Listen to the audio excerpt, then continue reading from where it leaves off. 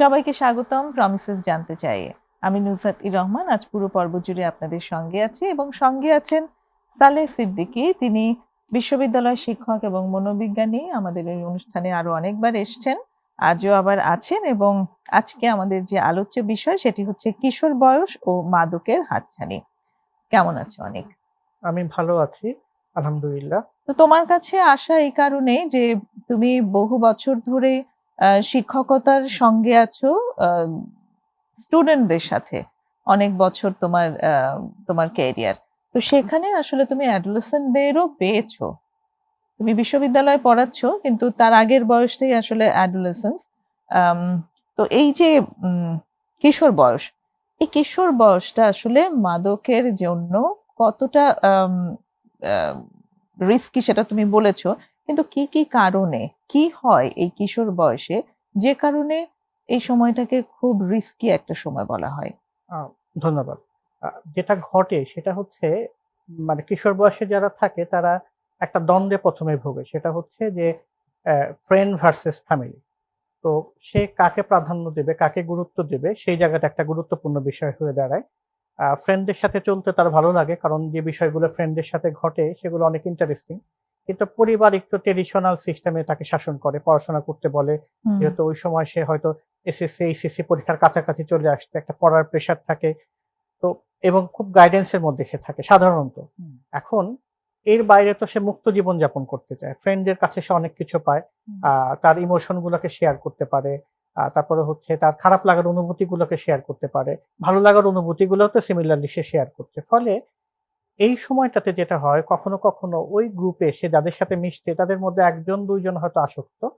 তো তারা তাকে তখন অফার করে, "একবার ট্রাই করে দেখ যে কেমন লাগে, ভালো লাগে কিনা।" এটা একটা কারণ হতে পারে, যে পেয়ার প্রেশার।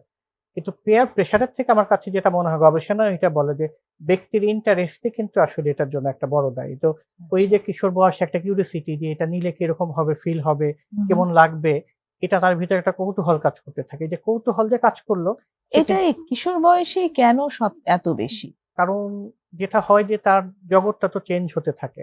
আমরা আচ্ছা। যদি ধরি যে অভিভাবক, আমি প্রচুর কিশোর যাদেরকে আমি আমার চেম্বারে দেখছি, মেক্সিমাম ক্ষেত্রেই অভিভাবকরা বলে থাকেন যে ক্লাস 7-8 পর্যন্ত বাচ্চাটা খুব ভালো ছিল। যা বলতাম তাই শুনতো, এর বাইরে যেত না। আচ্ছা। আচ্ছা, এর কারণ ছিল হচ্ছে ওর ফিজিক্যাল গ্রোথটাও কম ছিল।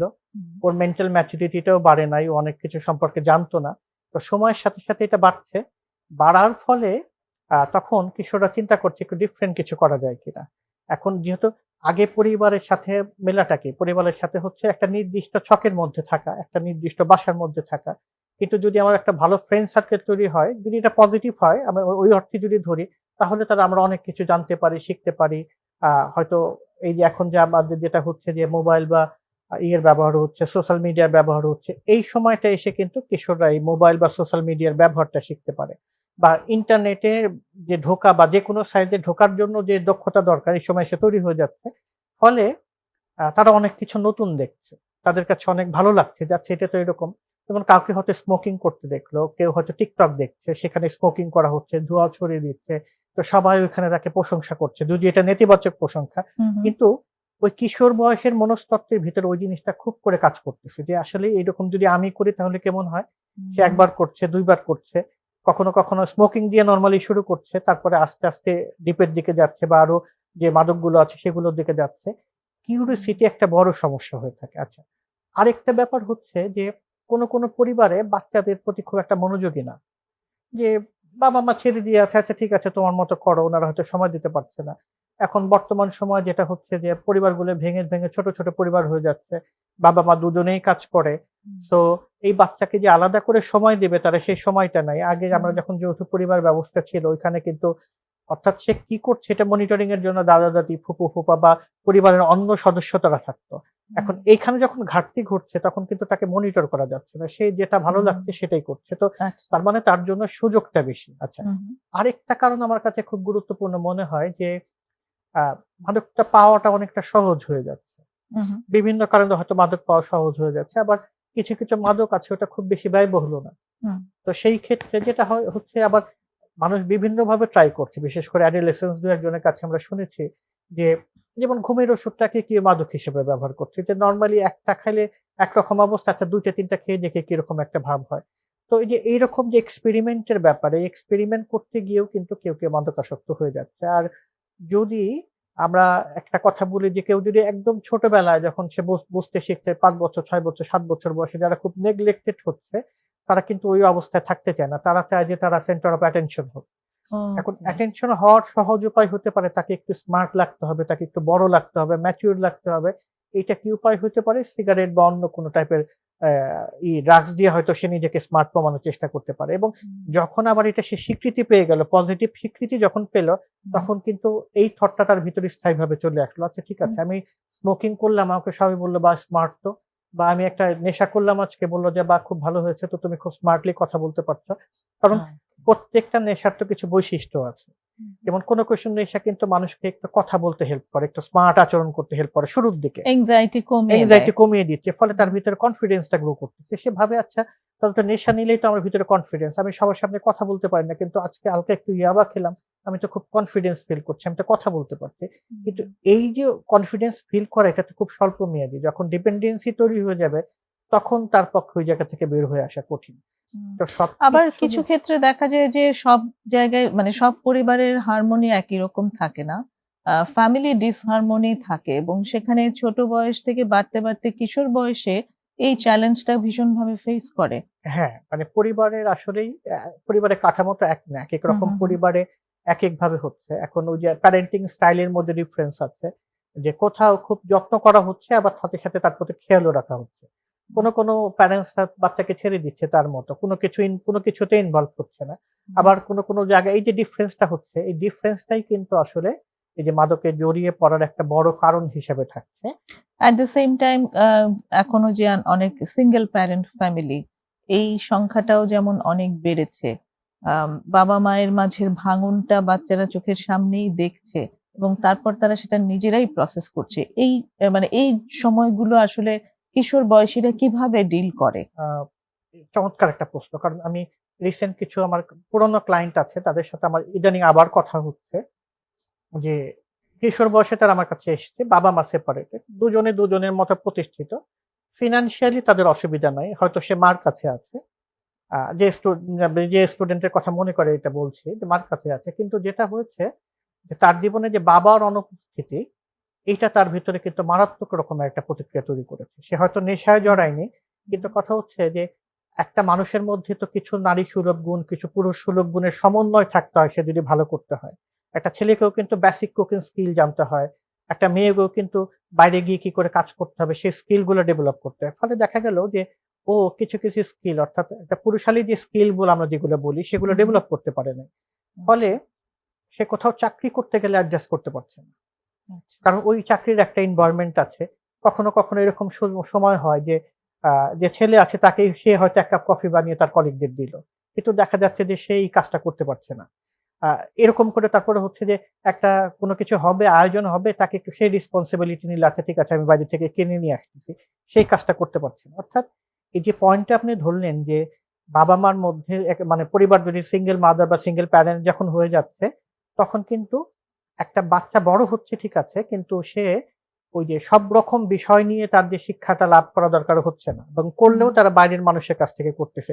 পরিবারের এট দ্য সেম টাইম আরেকটা জিনিসও যেটা হয় যে বাচ্চাদের ক্ষেত্রে আমার এক্সপেরিয়েন্স থেকে যেমন দেখেছি যে ওরা ওই এই যে টার্বুলেন্স, ইমোশনাল টার্বুলেন্স সেটাকে কোপ করবার জন্য অনেক সময় ঘুমের ওষুধ খায়। ঠিক তাই। চমৎকার একটা যেমন পয়েন্ট বলতে বলেছেন। থাকে যে আমি যখন আর নিতে পারি না, যখন এই পেইন গুলো আমার কাছে প্রচন্ড বেশি মনে হয়, আমি ঘুমের ওষুধ খেয়ে নেই এবং আমার মনে হয় আমি ঘুমিয়ে থাকলে আর আমার এগুলো ফিল হবে না। ঠিক। বা আমি যেমন দেখছি আমার পরিবার যেসবের ভেতর দিয়ে যাচ্ছে আমি সেগুলো নিতে পারছি না, সহ্য করতে পারছি না। তখন আমি কিছু একটা নেই বা আমার ফ্রেন্ডরা যখন মানে ওই সার্কেলটাতে আমি চলে যাই তাতে আমার সময়ও কেটে যায় এবং আমি আসলে ভুলে থাকতে পারি। ঠিক। এই একটা মানে কোপ করবার জন্য সাইকোলজিক্যাল পেইনের সাথে কোপ করবার জন্য অনেকে ড্রাগের হ্যাঁ, সঙ্গে এক্সপোজড আ হয়ে যায়। সেটাই। যেমন আমি রিসেন্ট একটা ক্লায়েন্টকে পেলাম। আমরা কি একটা বিরতি নিয়ে আসতে নিশ্চয়ই, পারি? নিশ্চয়ই। এসে তারপরেই এক্সাম্পলটা শুনি। প্রিয় দর্শক একটা ছোট্ট বিরতি নিয়ে এখনই ফিরছি, সঙ্গেই থাকুন।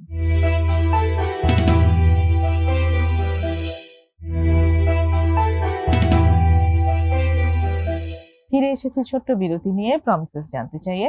কথা হচ্ছে সালেহ সিদ্দিকীর সঙ্গে কিশোর বয়স ও মাদকের হাতছানি এই বিষয়ের উপর। সালেহ, যেখানটাতে ছিলে তুমি, যে একটা এক্সাম্পল বলতে চেয়েছিলে যে মাদক ব্যবহার করছে কিশোর বয়সে to cope with the situation, সে আর তার ইমোশনাল সাফারিং গুলোকে সে নিতে পারছে না সেজন্য। হ্যাঁ, যেমন যে এক্সাম্পলটা শেয়ার করবো, বাচ্চাটার বয়স 16 বা 17 হবে। তো বাচ্চাটাকে প্রথম ওর যে কলেজে যেখানে যে পড়াশোনা করে, ওর একজন টিচার আইডেন্টিফাই করেছে যে ওর ভিতরে আচরণের কিছু পার্থক্য রয়েছে। তো প্যারেন্টস মিটিং এ সে তার মাকে ডেকে শেয়ার করেছে যে আমি কিছু পার্থক্য দেখছি, আপনার এই বিষয়টা নিয়ে একটু কাজ করতে পারেন। মাদার, সিঙ্গেল মাদার, ভালো জব করেন, গোছানো, কিন্তু কথা হচ্ছে যে বাসায় বাচ্চাটা একাই থাকে। কখনো কখনো হয়তো আত্মীয় স্বজন যারা আছে তারা থাকছে, কিন্তু একটা বড় সময় সে একা থাকছে। ফলে সে যেটা করেছে যে এই সময়ের মধ্যে গিয়ে সে বিভিন্ন রকমের এক্সপেরিমেন্ট করেছে। ওই যে যেটা বললেন যে ইমোশনাল একটা ডিস্টারবেন্স, সেটা তার ভিতর কাজ করেছে, একাকিত্ব কাজ করেছে। তার মনে হয়েছে বাবা কেন নাই, বাবা থাকলে ভালো হতো। তো সেটার বিকল্প কি হতে পারে, যদি কোনো বিপদে পড়ি তাহলে কে হেল্প করবে। তো সে একটা গ্রুপের সাথে মিশে গেছে। সেই গ্রুপেও দেখা যাচ্ছে যে অনেকেই তো আসক্ত আছে। তাদের কাছ থেকে সে চর্চা করতে করতে দেখা গেল সে একটা না বেশ কিছু এক্সপেরিমেন্ট করেছে। যে অনেক রকম ড্রাগস সে ট্রাই করেছে। তারপরে একটা ড্রাগসে সে হয়তো ইয়াবাতে সে পরে এসে স্থির হয়েছে।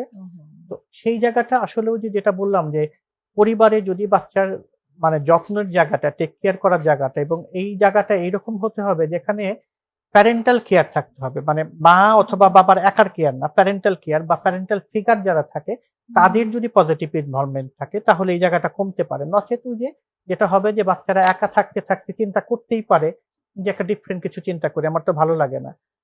অমুক প্রতিষ্ঠানে হলো, একটা প্রোগ্রাম হলো, বাবা গেল, আমার বাবা গেল না, বা আমার মা গেল না। এই জায়গাগুলো কিন্তু তার ভিতরে একটা নেতিবাচক প্রতিক্রিয়া তৈরি করে যে আমার বিষয়গুলোকে কেউ গুছিয়ে দেয় না, আমার কাজ আমাকেই করতে হয়।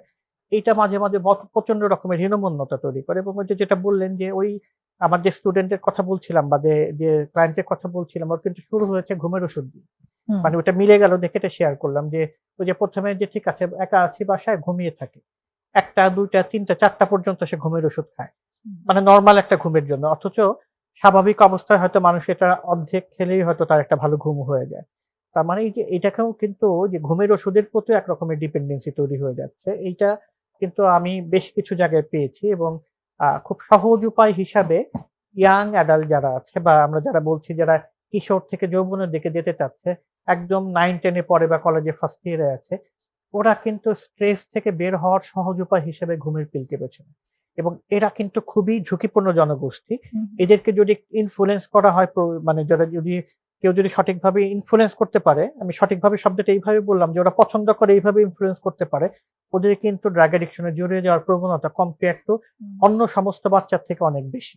আরেকটি দিকও যদি আমি একটু আনতে চাই সালেহ, যে আম, এই যে কিশোর গ্যাংও হচ্ছে কিন্তু এই যে কিশোর বয়সেই হচ্ছে, এবং সেখানেও কিন্তু এই মাদকের একটা ভালো প্রাদুর্ভাব আছে। আমরা যদি একটু কিশোর গ্যাংটা সম্পর্কে তোমার কাছ থেকে জানতে পারি, কি কারণে এরা এই গ্যাং কালচার এদের মধ্যে আসছে এবং ব্যাপারটা আসলে কি? ওকে, আমি আরেকটা এক্সাম্পল দিয়ে এটা বলি। এটা প্লিজ। আমার একদম দেখা, যে ক্লাস 10 এ পড়া একটা ছেলে। তো ও বেশ স্মার্ট, কথা প্রসঙ্গ হচ্ছে স্মার্ট, কিন্তু যেটা ঘটেছে যেটা বলি যে পরিবারের অনেক গুরুত্বপূর্ণ ভূমিকা আছে।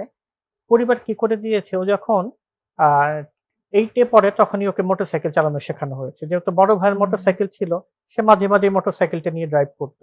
এবং ড্রাইভ করতে গিয়ে তার মধ্যে ১ম এ যে নেশাটা তৈরি হয় যে মোটরসাইকেলে স্ট্যান্ড করা যায় কিনা, বিভিন্ন রকমের খেলা দেখানো স্টান্ট। যায় কিনা। হ্যাঁ। তো এটার থেকে সে শুরু করলো।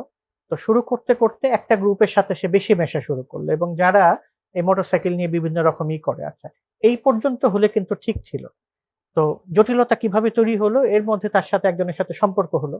সেও তার সমবয়সী কাছাকাছি, সেও কিশোর। এবং সে কি করলো, তার কোনোভাবে তার অনেক টাকা আছে, সে ছেলেকে খুব দামি একটা মোটরসাইকেল গিফট করলো। ওহো। তার মানে হচ্ছে জটিলতার মধ্যে জটিলতা হচ্ছে। এখন এই ছেলেটা পরে যখন এই গ্রুপের সাথে মেশা শুরু করলো, এবং এর মধ্যে বেশ কয়েকজন আসক্ত ছিল, এবং এই ১০ বছর মানে ক্লাস 10 এ পড়া ছেলেটাই যখন তার সামনে এই এসএসসি পরীক্ষা আসতেছে, দেখা গেল যে সে কি বলে টেস্ট পরীক্ষায় অস্বাভাবিক খারাপ করে ফেললো, যেটা তার এতদিনে হয় নাই। তার ক্লাস 8-9 পর্যন্ত পারফরম্যান্স লেভেল কিন্তু অ্যাজ ইউজুয়াল, মানে অন্তত মাঝারি মানের ছিল। পাস নিয়ে কখনো ওর পরিবার চিন্তা করে নাই।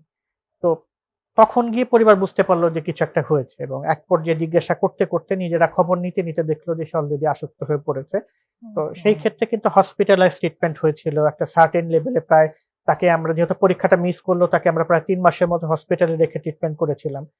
সাথে সাথে কাউন্সিলিং, মেডিকেশন, অন্যান্য যত মানে থেরাপিউটিক ট্রিটমেন্ট আছে একজনকে ড্রাগ অ্যাডিক্ট থেকে ঠিক করার জন্য, সেই প্রসেস গুলো কিন্তু মেইনটেইন করা হয়েছিল। এবং দেখেন এটা কিন্তু একটা সমন্বিত প্রক্রিয়া। সবসময় বলা হয় যে এই কেসটার এক্সাম্পলে যদি আমি দেই, এক্ষেত্রে কিন্তু পরিবারের অনেক বড় সহযোগিতা ছিল। এখন আমাদের আবার বুঝতে হবে যে মাদকাসক্ত ব্যক্তি সে তার এইজটা কিরকম। এই অনুযায়ী যদি পরিবার সহযোগিতা করে তাহলে একটা গুরুত্বপূর্ণ জায়গায় আসে। আর যারা অ্যাডোলেসেন্সে থাকে তারা কিন্তু আবার নিজের থেকে সহযোগিতা করতে চায় না। যারা অ্যাডাল্ট থাকে তাদের হয়তো কেউ চিন্তা করে আচ্ছা ঠিক আছে আমি চেষ্টা করে দেখি বের হতে পারি কিনা, কিন্তু যারা অ্যাডোলেসেন্স থাকে তারা কিন্তু এই চিন্তাটা করে না। স্বাভাবিকভাবে তাদের চিন্তার ম্যাচুরিটিটা আসলে আসে না, এই কারণেই তাদেরকে কিশোর বলা হচ্ছে, রাইট? যে আমরা যেরকম পড়েছিলাম মানে সাইকোলজি পড়তে গিয়ে যে কিশোর বয়স হচ্ছে গিয়ে শৈশব এবং অ্যাডাল্টহুডের মাঝখানের একটা, যৌবনের মাঝখানের একটা পর্দা, যেটা কখনো কখনো শৈশবে চলে যায়, কখনো কখনো যৌবনে চলে যায়। সে আসলে বড় তো হতে পারেনি, সে কারণেই তার চিন্তার ম্যাচুরিটি কম। ওদের সাথে যেটা করতে হয় আমাদের প্রচুর সময় নিয়ে কাজ করতে হয়, যে কাউন্সিলিং করা, মোটিভেশনের জায়গাটা ঠিক রাখা। যেমন এই কেসটার ক্ষেত্রে যেটা ঘটলো যে প্যারেন্টসদের সাথে যখন বসলাম তখন ওরা আলোচনা করে একটা জিনিস বের হলো যে যদি আমরা ওই নির্দিষ্ট পরিবেশের মধ্যেই থাকি, অর্থাৎ ওরা যদি ওইখানেই থাকেন যেখানে এতদিন ওরা আছেন, তাহলে ওই গ্যাং যাদের সাথে মিশতো তারা সবাই থাকবে।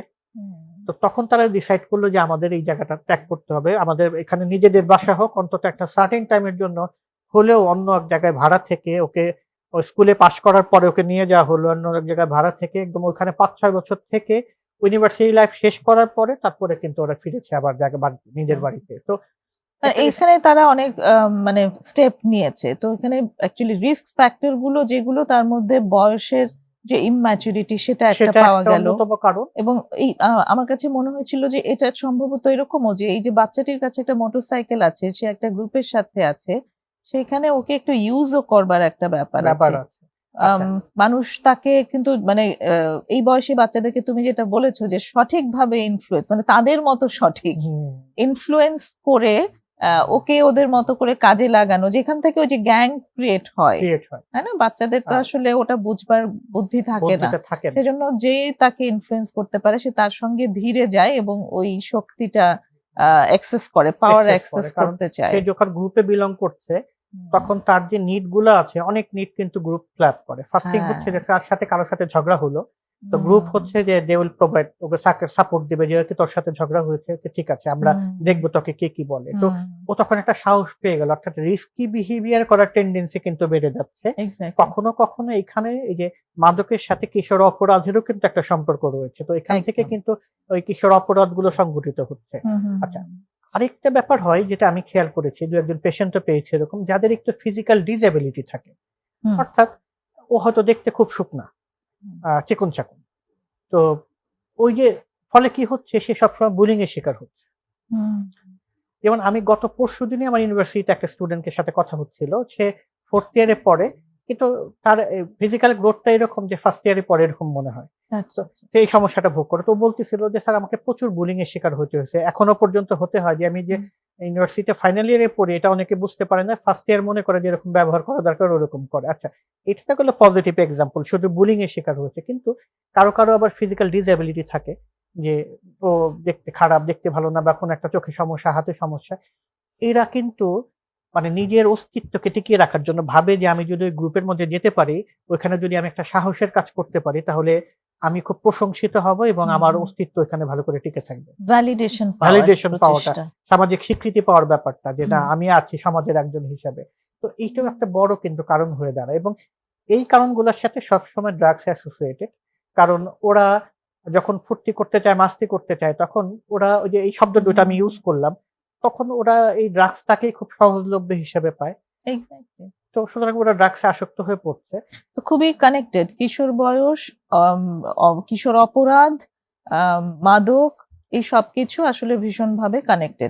একটা বিরতির সময় হয়ে এলো, ফিরে এসে আমরা আরো বিস্তারিত কথা বলবো যে কিভাবে আসলে আমরা এই সমাজকে, এই বয়সের সমাজটিকে আমরা কিভাবে সাহায্য করতে পারি। প্রিয় দর্শক, আরেকটা ছোট্ট বিরতি নিচ্ছি, আশা করি সঙ্গেই থাকবেন।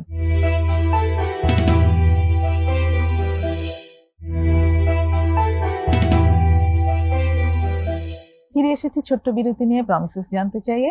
কথা হচ্ছে কিশোর বয়স ও মাদকের হাতছানি এই বিষয়ের উপর সালে সিদ্দিকীর সাথে। সালে, আমরা বেশ বিস্তারিত আসলে শুনলাম যে কি কারণে কিশোর বয়সটা এত চ্যালেঞ্জিং, মাদকের হাতছানিটা এত বেশি কি কারণে। তুমি অনেকগুলো জায়গা সুন্দরভাবে এনেছো। তো একটু যদি আমরা এবার ফোকাসটা এইদিকে নিয়ে আসি যে যে পরিবারগুলো বুঝতে পারছে যে তাদের বাড়ির কিশোরটি এরকম কোনো কিছুর মধ্যে জড়িয়ে গেছে, তখন সেই পরিবার কি ভূমিকা রাখা প্রয়োজন? পরিবারকে শুরু থেকে সচেতন থাকা দরকার যে বাচ্চা যেন কোনো নেগেটিভ অ্যাক্টিভিটিতে জড়াতে না পারে। হুম, হুম। আহ, একটা ব্যাপার হচ্ছে যে আহ, বাচ্চারা কি পছন্দ করে সেই জায়গা কিন্তু পরিবারকে বুঝতে হবে। কেন বুঝতে হবে? যে সময়ের অনেক পরিবর্তন হচ্ছে। হুম, আহ, আমরা যখন ছোট ছিলাম মোবাইলের কথা চিন্তাও করতে পারতাম না, বিনোদনের একটা জায়গা ছিল টিভি দেখা, রেডিও শোনা। তো এখন কি হয়েছে যে প্রচুর মোবাইল হয়ে গেছে। হয়তো অনেক বাচ্চাকে মোবাইল দেওয়া হচ্ছে না, কিন্তু বাবা মার মোবাইলটা তারা মাঝে মাঝে নিচ্ছে। আচ্ছা, এখন মোবাইলে তারা কি দেখছে সেটা একটা ব্যাপার। হুম, যেমন আমি ব্যক্তিগতভাবে খেয়াল করি কিন্তু আমার বাচ্চা কি দেখছে। মোবাইল মাঝে মাঝে তাকে দিচ্ছি, সেটা ক্যালকুলেটিভ। তার মানে এই না যে একদম সবসময় মোবাইল দিয়ে রাখবো। যেমন হুম, পরীক্ষা শেষ হয়ে গিয়েছিল, ফাইনাল পরীক্ষা শেষ হওয়ার পরে আমি যেটা করলাম যে তখন আমি পাসওয়ার্ড দিয়েছিলাম যে, এবং এই হুম, পাসওয়ার্ডটা ক্লাস শুরু হবে আমি বন্ধ করে দিব। তার মানে হুম, হুম, হচ্ছে তখন আমি খুব মোবাইলের ব্যবহারটাকে সীমিত করে নিয়ে আসবো, এবং হুম। কি করছে এটা কিন্তু আমি হিস্ট্রিটা চেক করি, এবং ওকে উৎসাহিত করা হয় সে যেন এমন কিছু দেখে যেটা থেকে তার লার্নিং এর কিছু আছে। আচ্ছা। যেমন একটা পজিটিভ ব্যাপার শেয়ার করি যে হুম, সে ছবি আঁকতে পছন্দ করে। তো আমি একদিন বললাম যে, "তুমি ছবিটা কিভাবে আঁকে এটা তো তুমি দেখতে পারো। কি করে আস্তে, আস্তে এই পেন্সিল দিয়ে কি করে ছবি আঁকে।" তো তারপরে সে দেখলাম যে না, ও পেন্সিল দিয়ে কি করে ছবি আঁকে এরকম অনেকগুলো ইয়েতে YouTube থেকে বের করে নিচ্ছে। তো ওভাবে আঁকার চেষ্টা করতেছে। তো হুম, এই যে টেকনোলজির যেটা আছে সেটাকে আমি চেষ্টা করছি পজিটিভ ব্যবহার দিতে বাচ্চাদেরকে, হুম, এবং এটার ফলে যদি হয় যে আশা করি যে বাচ্চাটা টেকনোলজির পজিটিভ ব্যবহারটা শিখবে। তো এটা একটা স্টেপ হতে পারে। কিন্তু আসলেই কি সবসময় আমার পক্ষে খেয়াল করা সম্ভব? বের হয়েছি সেই ৭:৩০ টার সময়, ফিরবো বাসায় রাত ৮ টার সময়। হুম, তো এর মধ্যে তো সে ফোন পেতেই পারে। তো তাকে এই মেসেজটা সবসময় দেওয়া বয়স উপযোগী। ১ নাম্বার হচ্ছে প্রয়োজনে একটা সার্টেন এইজ পর্যন্ত মোবাইলের ব্যবহারটা থেকে আমরা যদি টোটালি বিরত রাখতে পারি। আচ্ছা। কারণ সার্টেন এজ বলতে কত এজ পর্যন্তর কথা আমি বলছো? বলতে চাচ্ছি যে এটা অন্তত ক্লাস 5-6 পর্যন্ত যদি আমরা করতে পারি। মানে বিরত বলতে বোঝাচ্ছি যে অন্তত যে ছোট বয়স যখন থাকে ১ বছর, ২ বছর, ৩ বছর, এটা কিন্তু ডেভেলপমেন্ট এর ক্ষেত্রে অনেক অসুবিধা তৈরি করে বাচ্চাদের। হুম, তো সেই জায়গাটার দিকে চিন্তা করে ওই সময় একদমই মোবাইল না। বাচ্চাদেরকে মোবাইল না দিয়ে খাওয়ানোটাই সর্বোত্তম। যদিও আমরা হুম, পারি না, কিন্তু তারপরে এটা হচ্ছে সর্বোত্তম। কারণ ভাষার বিকাশ থেকে শুরু করে বাচ্চার ডেভেলপমেন্ট এখানে বড় রকম ক্ষতিগ্রস্ত হচ্ছে, এবং হুম, যখন ক্ষতিগ্রস্ত হচ্ছে তখন বাচ্চা কিন্তু সঠিক মেসেজ গুলো নিতে পারবে না। মেসেজ কেন নিতে পারবে না? কারণ তার তো ডেভেলপমেন্ট কম। তার বয়স হচ্ছে হয়তো ৮ বছর, কিন্তু তার ডেভেলপমেন্ট হয়েছে ৫ বছরের বাচ্চার মতো। ল্যাঙ্গুয়েজ ডেভেলপমেন্টটা মারাত্মকভাবে ক্ষতিগ্রস্ত হয়। আচ্ছা। এবং করোনাকালীন সময়ে আমি দেখেছি যে আমার নিজের বাচ্চাটাই যে একটু দেরিতে কথা বলতো। কারণ হচ্ছে ওই সময় হুম, যেহেতু বের হতে পারতাম না, মানুষের সাথে ইন্টারেকশন এর সুযোগ কমে গিয়েছিল। হুম, হুম, তখন হুম, আমি দেখতাম যে, মানুষের সাথে মিশতে পারছে না। এর ফলে তার কিন্তু সামাজিকরণ প্রক্রিয়াটা ক্ষতিগ্রস্ত হচ্ছে। তখন আমি এবং হুম, আমার ওয়াইফ, বিশেষ করে আমার ওয়াইফ একটু বিশেষভাবে যত্ন নিয়ে যে বিকেলের দিকে একটু বাচ্চাকে মাঠে নিয়ে যাওয়া, সবার সাথে যত খেলতে পারে, ওর ১ টা ২ টা খেলনা উপকরণ সবাই যেন ইউজ করতে পারে। সেই জায়গাটাতে খেয়াল করার পরে দেখলাম, এবং ইভেন আমি আমার কয়েকজন ফ্রেন্ডের সাথে কথা বলেছি যারা চাইল্ড সাইকোলজি নিয়ে বেশি কাজ করে, যে হুম, ওরা আমাদের কিছু টিপস দিল। ওই টিপস গুলাকে ইউজ করে তারপরে দেখলাম যে না, এখন হুম, আলহামদুলিল্লাহ খুবই স্বাভাবিক হয়ে গেছে। কিন্তু যখন ওই যে ৩ বছর বা ২.৫ বছর ছিল তখন ওই অনুযায়ী তার ভাষার ডেভেলপমেন্টটা পেছনে ছিল। হুম, ওই সময়টা কিন্তু আমরা তাকে ফোন দেই নাই। আমরা বিকল্প করেছি যে তাকে মাঠে নিয়ে যাওয়া, খেলতে দেওয়া, এই জায়গাগুলো করেছি। এখন এটা হচ্ছে একটা প্রাথমিক স্তর। এখান থেকে শুরু হলো। হুম, তো বাচ্চা আস্তে, আস্তে বড় হচ্ছে। আবার টেকনোলজি বিমুখ যদি হয় সেটাও সমস্যা। কারণ হচ্ছে হুম, যে টেকনোলজি সম্পর্কে বাচ্চার ধারণা থাকতে হবে। হুম, ও যদি মোবাইল কি এটা যদি না বুঝতে পারে তাহলে তো সমস্যা। এটাকে হুম, আমাদের খেয়াল রাখতে হবে যে বুঝতেছে। কিন্তু ওই যে যেটা মূল কথাটা হচ্ছে ব্যবহারটাকে নিয়ন্ত্রণ করা। বাচ্চা হুম, বাচ্চার উপযোগী জিনিসগুলো ধরে রাখে সেটাকে ইনশিওর করা। এটা হচ্ছে ১ম ধাপ। ২য় ধাপ হচ্ছে যে পরিবার যদি তাকে পর্যাপ্ত সময় দেয়, বা কোয়ালিটি টাইম একটা ইম্পোর্টেন্ট ব্যাপার। যে আচ্ছা ঠিক আছে, আমরা একটা কাজ করব। তোমার পরীক্ষা হচ্ছে। এই পরীক্ষার পরে তুমি যেহেতু বাইরে খেতে পছন্দ করো, আমরা তোমাকে ওইখানে খেতে নিয়ে যেতে দিব।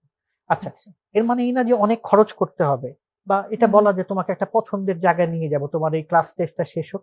কারণ বাচ্চাদের পড়াশোনা চলতে থাকে ধারাবাহিকভাবে, পরীক্ষা চলতে থাকে। তো ওকে ছোট, ছোট রিওয়ার্ড দেওয়া। যখন ভালো করে তখন আরেকটু ভালো করে রিওয়ার্ড দেওয়া। যে ঠিক আছে তুমি এটা করেছো তাই তোমাকে বেড়াতে নিয়ে যাচ্ছি। তুমি এটা করেছো তাই এটা তোমার জন্য নিয়ে এসছি। তো এটা যখন করব তখন কিন্তু দেখা যাবে বাচ্চা অ্যাটাচ ফিল করবে। মূল কথা হচ্ছে যে বাচ্চার সাথে প্রপার অ্যাটাচমেন্ট তৈরি করা, যাতে সে তার ভালো এবং মন্দ যে ব্যাপারগুলো হচ্ছে সেটা শেয়ার করতে পারে। যেমন আমরা একটা কথা বলি যে বাচ্চা কিন্তু অনেক সময় অ্যাবিউজ হতে পারে।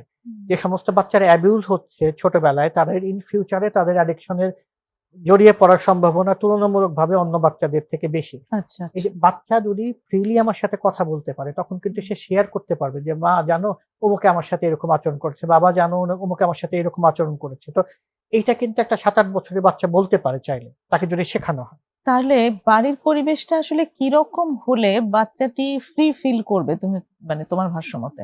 আ আমরা এটাকে বলতে পারি যে এই প্যারেন্টিংটাকে এই স্টাইল বলতে পারি যেখানে আমাদের পজিটিভ প্যারেন্টিং বলতে পারি। অর্থাৎ আচ্ছা। বাচ্চাকে অনেকটা স্বায়ত্তশাসনের মতো। বাচ্চা যেমন একটু যদি এক্সাম্পল হ্যাঁ, দিয়ে যে বিস্তারিত বলো। বাচ্চা তার নিজের মতো করে চলছে। কিন্তু আমি অবজার্ভ করছি যে বাচ্চা কি করছে। আচ্ছা। যখনই আমার মনে হবে যে বাচ্চা ঠিক করছে না, তখন সরাসরি না বলে আমরা তাকে একটা বিকল্প আইডিয়া দিতে পারি। আচ্ছা, তুমি তো এই খেলাটা খেলছো। এটা যদি খেলো তুমি তো জানালার উপরে উঠছো। যদি একবার পড়ে যাও তাহলে তো ব্যথা পেতে পারো। তাহলে তুমি এই খেলাটা না খেলে এই খেলাটা খেলতে পারো তুমি। আচ্ছা। অর্থাৎ তাকে একটা বিকল্প দিতে হেল্প করা। যেমন বাচ্চার একটা সময় আই হ্যান্ড কোঅর্ডিনেশনটা খুব ইম্পোর্টেন্ট থাকে। কিছু খেলনা এরকম রাখা যেখানে তার এই ডেভেলপমেন্ট গুলো হয়। সচেতন হলে কি হবে, যেমন গ্রামের পরিবেশে যারা বড় হয় তারা কিন্তু অটোমেটিক্যালি সেই সুযোগটা পায়। প্রকৃতি তাদেরকে ওই সুযোগটা দিয়ে দেয়। এটা শহরের ইট কাঠের যে জগতের মধ্যে ওইখানে বাচ্চাদের কিন্তু এই জায়গাগুলোতে ব্যাপক ঘাটতি থাকে। ফলে বাচ্চারা কিন্তু যেভাবে বেড়ে ওঠার কথা সেইভাবে বেড়ে ওঠে না। মানে আমি যখন আমার শৈশবের কথা চিন্তা করি, আমি ভাবি যে এটার মধ্যে এতটা বৈচিত্র্য ছিল, যেটা আমার ডেফিনিটলি আমার বাচ্চার ওই ইয়ের মধ্যে মানে বাচ্চার গ্রোথ এর মধ্যে এতটা বৈচিত্র্য আমি তো দিতে পারি না। যেমন আমি যদি আমার নিজের কথা বলি, আমি একদম মফস্বল এবং শহরের মাঝখানের একটা জায়গায় বড় হয়েছি। কিছুদিন হুম, গ্রামে থেকেছি। তো এই যে উন্মুক্ত মাঠ, নদী, পাহাড় দেখার যে সুযোগটা আমার হয়েছে, হুম, সেই সুযোগটা কিন্তু আমি আমার বাচ্চাকে দিতে পারছি না। ওই ১১০০ হুম, স্কয়ার ফিটের একটা ইয়ের মধ্যেই বিল্ডিং এর মধ্যেই থাকতে হচ্ছে। তো তারপরেও চেষ্টা করি যে ছাদে নিয়ে যাওয়া। হুম, নিচে নিয়ে যাওয়া। তারপরে হচ্ছে কিছু, কিছু পজিটিভ জায়গাতে ইনভলভ করা। যেমন বাড়িতে কিছু টব আছে। মাঝে সেদিন আমি দেখলাম আমার ওয়াইফ বাচ্চাকে বলল যে পানি দিয়ে দিতে টবগুলোতে। সে যেটা করল ২ লিটার একটা বোতলে পানি নিয়ে সবগুলা গাছে অল্প, অল্প করে পানি দিত। তো তার মানে বাচ্চাদেরকে এরকম পজিটিভ এনগেজমেন্ট করতে পারলে কিন্তু বাচ্চা ডেভেলপমেন্ট হয়। আর আমি হুম, ব্যক্তিগতভাবে একটা কাজ করি না, বাচ্চাকে চাপ দেই না। যে তোমার স্কুলে ফার্স্ট, সেকেন্ড হওয়ার দরকার নাই। আমি মেজার করি যে ওর ডেভেলপমেন্টটা হচ্ছে কিনা। হুম, হুম, অর্থাৎ একটা ৬ বছর বা ৭ বছরের বাচ্চা যতখানি ডেভেলপমেন্ট হওয়া দরকার আছে, অতখানি ডেভেলপমেন্ট হচ্ছে কিনা। বাচ্চাটা বাংলা রিডিং পড়তে পারে কিনা। সে ১ থেকে ১০০ পর্যন্ত বলতে লিখতে পারে কিনা। এই যে একটা হুম। কমন যে ক্রাইটেরিয়া আছে সেটা দেখে ফার্স্ট, সেকেন্ড হওয়ার দরকার নাই। একটা সময় সে নিজেই ডিসাইড করবে সে কি ফার্স্ট হতে চায় না আ মানে পড়াশোনা নিয়ে থাকতে চায় না অন্য কিছু নিয়ে থাকতে চায়। তো ওদেরকে আমি যেটা বলি যে শৈশবটাকে নষ্ট করে না দেওয়া। তো একটা জিনিস তুমি যেটা আনলে ওখানটাতে আমি আরো একবার একটু প্রশ্নটা আনতে চাই যে অনেক বাচ্চাদের ক্ষেত্রেই তো এটা হয় যে কিছু একটার ভেতর দিয়ে গেছে তো বাসায় এসে যখন বলল তখন ওকে আবার এক দুটো শাস্তি দিয়ে দেওয়া হলো যে তুমি কেন গেলে বা তুমি কেন করলে। তো এইরকম মানে হলে পরে আসলে বাচ্চাটি কি আসলেই বাড়িতে গিয়ে আর তার মনের কথাগুলো শেয়ার করবে না, বা কি করেছে তারই হয়তো কোনো একটা কিছু একটা হয়েছে, একটা কিছু করতে গেছে যেটা আসলে ঠিক না, করতে গিয়ে নিজেই হয়তো ব্যথা পেয়েছে, সেটাই। তো এসে বলল পরে তো আবার শাস্তি পেতে হলো, তাহলে হ্যাঁ। বলবে কেন? আচ্ছা, এই ক্ষেত্রে অভিভাবকদের সচেতনতাটা খুব দরকার। কেন দরকার? কারণ কিছু, কিছু ব্যাপার আছে যে ট্রাস্ট তো বিল্ড করতে হয়। এখন যদি আমি পানিশমেন্ট দেই, সে ১ বার বলবে, ৩ বার বলবে, তখন পরে পানিশমেন্ট এর ভয় আর বলবে না। হুম, হুম, সো আ যেমন স্মোকিং এর শুরু কি হয়? যেমন আমি সবচেয়ে আমার ক্লায়েন্টদের মধ্যে এমন একজনকে পেয়েছি, যিনি কিনা ক্লাস 2 তে পড়া অবস্থায় ১ম স্মোকিং শুরু করেছে। আচ্ছা, ও কিন্তু এমন একটা পরিবারের সদস্য ছিল যেখানে স্মোকিং বা নেশার কোনো সুযোগ নাই। আচ্ছা, কিন্তু তারপরেও সে ক্লাস 2 তে থাকা অবস্থায় শুরু করেছে। কারণ হচ্ছে সে যাদের সাথে মিশত তারা তার থেকে সিনিয়র ছিল। হুম, আচ্ছা। তো এটা করতে গিয়ে এটা হয়েছে এবং অনেক সময় কি হয় যে এই যে বাচ্চার যে অভিজ্ঞতাগুলো হলো সে কিন্তু খুব ইন্টারেস্ট নিয়ে বাবা-মার সাথে শেয়ার করে। নেগেটিভ অভিজ্ঞতা হলেও। হুম, এখন বাবা-মার ওইটা ধৈর্য ধরে শোনা উচিত আনকন্ডিশনালি এবং আচ্ছা, তার সাথে আলোচনা করা উচিত যে, "বাবা এইটা না করে মনে হয় এইটা করলে ভালো হতো। তুমি একটু চিন্তা করে দেখো তো এটা করলে আচ্ছা। এটা করা যায় কিনা?" আপনি যেটা বললেন মানে যদি শাস্তির বদলে তার হ্যাঁ, কথাগুলো শুনে অল্টারনেটিভ তাকে বলা যেতে পারে, যে কিন্তু আগে যদি শাস্তি দিয়ে দেওয়া হয় তাহলে আসলে তার বাচ্চাটি এসে আর কোনোদিন তাকে বলবে না ট্রাস্ট সে ডেভেলপ কিসের করবে না, ভেতর দিয়ে গেছে, মানে বাবা ট্রাস্ট মার প্রতি করতে তার পারবে না। ট্রাস্টের জায়গাটা এতটা করবে, দূরে চলে যাবে, তখন সে হয়তো বলতে সাহস পাবে না যে। একদমই। একটা বিরতির সময় হয়ে এসেছে আরেকবার, এসে আমরা আবার কথা বলবো। দর্শক, আবারও বিরতি নিচ্ছি, সঙ্গেই থাকুন।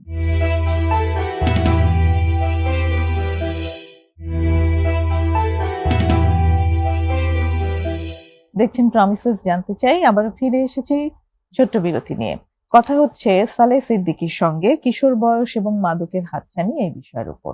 তো আমরা আসলে পরিবারে কি ধরনের পরিবেশ থাকা প্রয়োজন সেটি নিয়ে কথা বললাম সালেহ। যে এবার যদি আমরা একটু আসি যে এই বয়সীদের জন্য কিন্তু স্কুল একটা বড় জায়গা নিয়ে থাকে, বাড়ির পরে স্কুলটাই হয় তার সেকেন্ড হোম। তো এখানে শিক্ষা প্রতিষ্ঠানের তাহলে একটা ভূমিকা থাকা উচিত। শিক্ষা প্রতিষ্ঠানের সব জায়গাতেই গুরুত্বপূর্ণ ভূমিকা থাকা উচিত। সেখানে আসলে মাদকের এই প্রাদুর্ভাব রোধে শিক্ষা প্রতিষ্ঠান কি ভূমিকা রাখতে পারে? দেখেন, একটা বিষয় হচ্ছে যে আমরা যদি ইউরোপিয়ান স্টাইল বা আমেরিকান স্টাইলের সাথে চিন্তা করি আমাদের শিক্ষা প্রতিষ্ঠানগুলো, তাহলে আমাদের কিছু সীমাবদ্ধতা রয়েছে। যে আমরা তো খুব ভালো ভালো স্কুলগুলোতে আমরা হয়তো কিছু সাইকোলজিস্ট আছেন, কিন্তু নর্মালি যে প্রাইমারি স্কুল বা প্রচলিত যে শিক্ষা প্রতিষ্ঠানগুলো আছে সেখানে কিন্তু এই জায়গাটা নাই। আমরা যেটা করতে পারি, অন্তত কিছু শিক্ষকদেরকে যাদের আগ্রহ আছে তাদেরকে প্রশিক্ষণ দিতে পারি যে তারা প্রাইমারি লেভেলে কিন্তু এগুলো শনাক্তকরণের পিছনে একটা বড় ভূমিকা রাখতে পারে।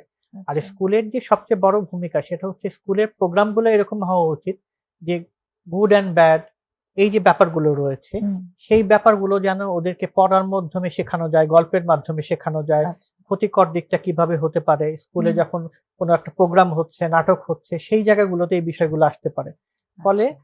আর একটা জিনিস হচ্ছে অভিভাবকদের সাথে প্রপার সমন্বয়টা খুব গুরুত্বপূর্ণ। স্কুলগুলো যেটা হুম। করে যে শুধু পড়াচ্ছেই, কিন্তু প্যারেন্টস রিলেশনের ক্ষেত্রে যদি শিক্ষা প্রতিষ্ঠানগুলো একটু গুরুত্ব দেয়, হুম। হয়তো প্যারেন্টস মিটিং গুলাতে যদি অভিভাবকরা আসে, তারা তাদের অভিজ্ঞতার কোনো কথা যদি তুলে ধরে, এবং স্কুলগুলো যদি বা শিক্ষা প্রতিষ্ঠানগুলো যদি প্যারেন্টসদের সাথে আলোচনা করে যে তাদের কি করণীয় সেটা যদি বলে, তাহলে কিন্তু ব্যাপারটা ডিফারেন্ট হতে পারে। অর্থাৎ হুম। এইখানে স্টুডেন্ট, টিচার এবং প্যারেন্টসদের মধ্যে যদি একটা প্রপার সমন্বয় হয়, তাহলে কিন্তু এই জায়গা থেকে আমাদের বের হয়ে আসাটা তুলনামূলকভাবে সহজ হয়। হুম। যেমন যদি এরকম থাকে যে কোনো একটা শিক্ষা প্রতিষ্ঠানে একজন টিচার আছে, সে গাইড করে এরকম একটা গ্রুপকে, 50 জনের 60 জনের একটা গ্রুপকে, তাদের সমস্যাগুলো সে দেখে। ফলে কি হতে পারে যে ওই স্টুডেন্টটা যদি কোনো উল্টাপাল্টা কিছু করে যেটা স্কুলের দৃষ্টিতে ভালো কিছু না, তাহলে কিন্তু সে পোলাইটলি তার অভিভাবককে জানাতে পারে। অভিভাবককে কিন্তু আবার এইভাবে জানানো না যে আপনার সন্তান অনেক অন্যায় করে ফেলেছে। তাকে পোলাইটলি বিষয়টা বোঝানো যে এখন আমরা আচ্ছা। এইরকম দেখতেছি, এই বিষয়গুলো যদি আপনি একটু মনোযোগী হতেন। আচ্ছা। এটা একটা সমন্বয়। আবার অনেক সময় থাকে যে বাবা-মার অনেক ফাইন্ডিংস থাকে যে ছেলে কিভাবে পড়ায় ফাঁকি দেয়, সেটা তো সে ভালো জানে। সো হুম।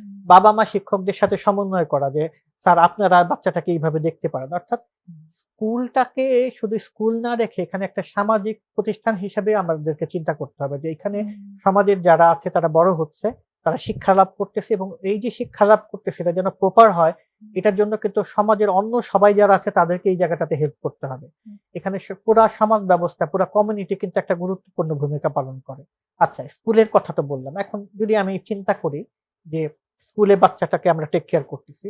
আবার আমরা যখন একটা বাসা বাড়িতে থাকি, এখন সাধারণত হয় যে ফ্ল্যাট অ্যাপার্টমেন্টে আমরা থাকছি, হুম। হুম। যে ওইখানে যারা অভিভাবক আছে তাদের মধ্যে সমন্বয় করা। ওই যে অনেক সময় কি হয়, সমস্যাটা কোথায় তৈরি হয়? কোনো একটা বাচ্চাকে হয়তো আমি দেখলাম স্মোকিং করছে। হুম। তো আমি কি করলাম, মেক্সিমাম মানুষ যেটা করে, "ভাই, আপনার বাচ্চাকে দেখলাম স্মোকিং করতেছে, এটা কিরকম হইলো?" তো ছোট বাচ্চা মাত্র ক্লাস 10 এ পড়ে, এখন স্মোকিং শুরু করে দিল। মানে ইনফরমেশনটাই আমরা নেগেটিভ ভাবে দিলাম। হুম। তো আমরা ১ম এ এটা বলতে পারি যে এটাকে ডিফারেন্ট ওয়েতে বলতে পারি। তার মানে এখানে কিন্তু সমাজের একার দায়িত্ব না। এই যে বাচ্চাটা স্মোকিং করলো ক্লাস 10 এ পড়ে বা ১৬-১৭ বছর বয়সে এসে, আমার বাচ্চাটা তো ১৬-১৭ বছর না হলে ১০-১২ বছর বয়স। ওর কাছ থেকে তো স্মোকিং শিখবে। ওকে মেরে ধরে কিন্তু এগুলো বন্ধ করা যায় না কখনোই। হুম। ওর ভিতরে এই উপলব্ধিটা করা যে বাবা এই জিনিসটা ভালো না। তুমি যদি হুম। এখান থেকে বের হয়ে আসতে পারো, এটা সবচেয়ে বেস্ট। তো হুম। এই উপলব্ধিটা তো যখন আমার কাছে মনে হয় এখন বোধহয় এটার একটা জোরালো সুযোগও তৈরি হয়েছে। এবার যেমন গভর্নমেন্ট একটা নতুন ইয়ে করেছে যে প্রকাশ্যে ধূমপান করলে তার ৳২,০০০ জরিমানা হবে।